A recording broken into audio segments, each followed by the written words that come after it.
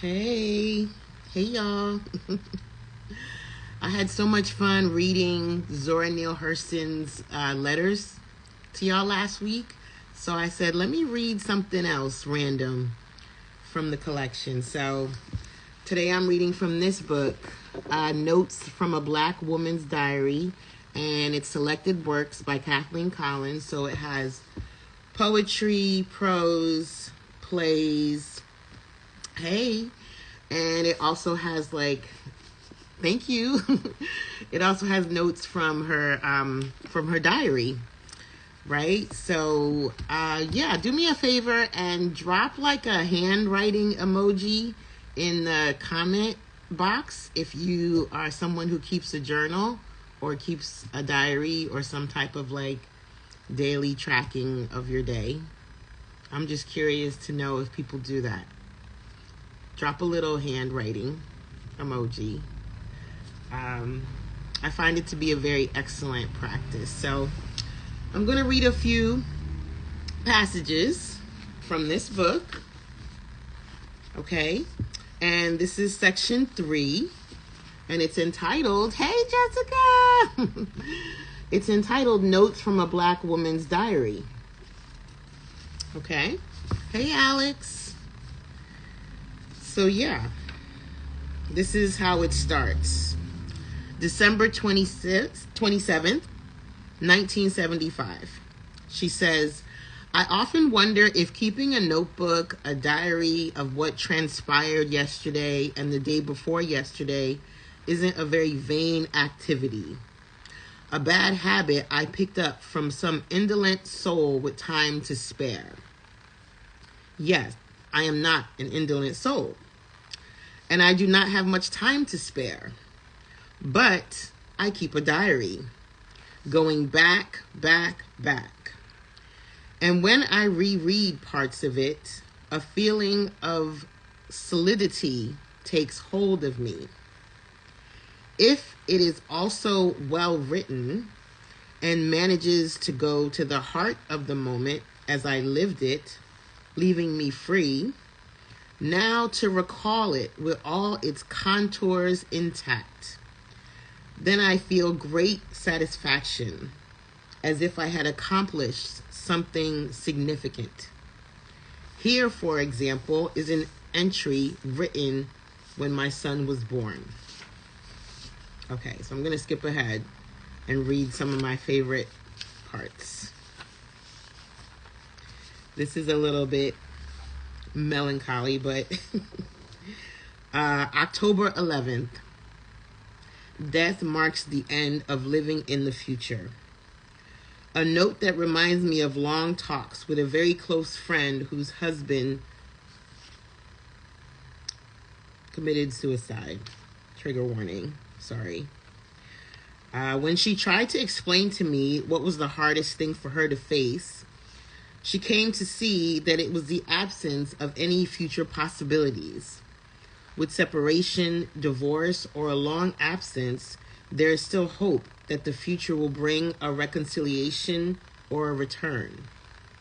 But death marks the end of living in the future. And this for her was almost unbearable. Okay, a little bit, something a little lighter. This is her entry from October 26th.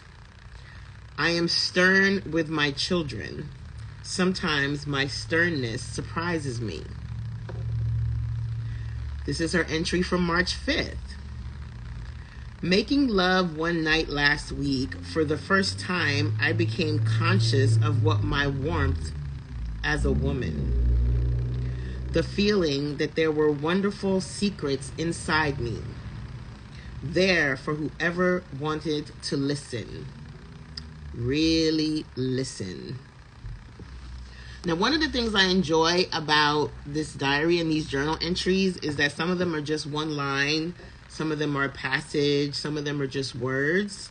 I think sometimes maybe we put pressure on ourselves when we start a diary practice to write like every detail of the day or all of your feelings, all that. It's like, no, it doesn't have to be that deep. It could just be a simple sentence or a word, or if you're a visual person like me and you like to cut out images and shapes and text, you can also paste that down in your journal, in your diary, right?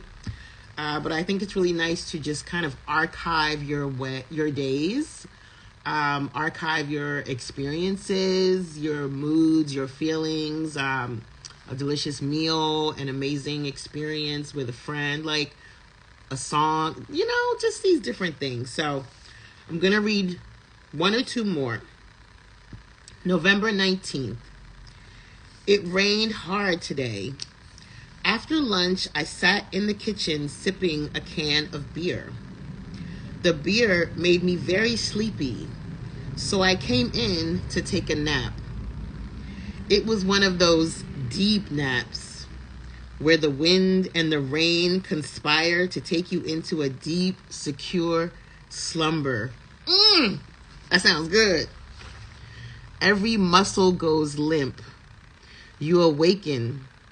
As you awaken sometimes after really good lovemaking, spent, but incredibly rested and content.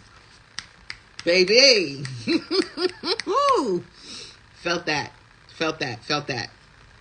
All right. Last entry, and I'm reading this one because I'm vain and self-obsessed, and this one was written on February 8th, which is my birthday. February 8th. Riding in the car, the day was suddenly dreary, bleak, and life seemed monotonous and sad. I wanted to cry. It seems that I have watched enough winters come in, turn the clocks back enough times, watch the rain turn the world black too many days. Only my children really hold me to life. They give me the patience to wait it out for a new day. Whew. That one was very relatable. That one was very, very relatable. Like, that one, I don't know. I'm not trying to diagnose, but it's giving like seasonal blues. February 8th, the day I was born, is one of the coldest days of the year in New York City. It's just like, that's just the way it is. But yeah, that's all I'm sharing for today. Thank you to everyone who dropped in. Should I save this live and put it on my little feed? It's Notes from a Black Woman's Diary, selected works of Kathleen Collins.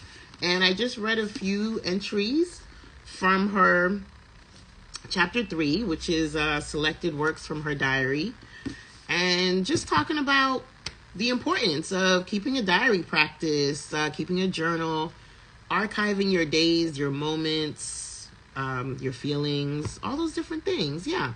All right, y'all. Peace. Oh, please donate to my crowdfunding. I keep forgetting to share that. Please donate to the crowdfunding, y'all. Thank you. All right. Bye, y'all.